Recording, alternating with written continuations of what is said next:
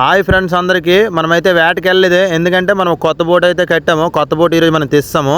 కొత్త బోట్ కట్టాలంటే మ్యాక్సిమం 4 రోజులు అయితే అవుతుంది. నేను దానికి లాంగ్ వీడియో కూడా తీసాను. ఆ బోట్ని అయితే ఎలా మనం తయారు చేసాము. ఇప్పుడైతే నేను వంట రూమ్ ఎలాగ ఉంటుందో దాంట్లో మనం ప్రాణం తయారులో ఎలా ఉంచుకోవాలి అది కూడా నేను చూపిస్తాను. వాతావరణం కూడా అసలు బాగాలేదు. ఒకసారి చూడండి వాతావరణం ఎలా ఉంది.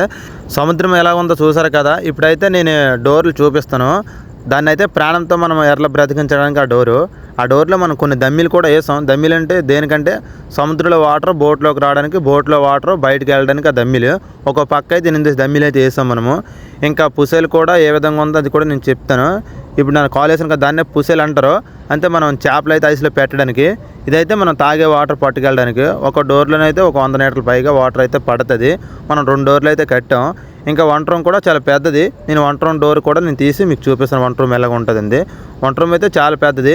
వంట రూమ్లోనే మనం బ్యాటరీ ఇంకా లైట్లు అన్నీ దాంట్లోనే పెట్టుకోవాలి. ఎందుకంటే వెనకాలైతే మనం తాళ్ళు కాస్తాం కదా. ఈ బోట్ని తయారు చేయడానికి అయితే మనకి 28 రోజులు పట్టింది. నేను లాంగ్ వీడియో కూడా తీసాను, పెడతాను. ఓకే ఫ్రెండ్స్, మన వీడియో నచ్చినట్టుకుంటే మన ఛానల్ లైక్ చేసి సబ్స్క్రైబ్. మరికొన్ని వీడియోలతో మళ్ళీ కలుద్దాం ఫ్రెండ్స్.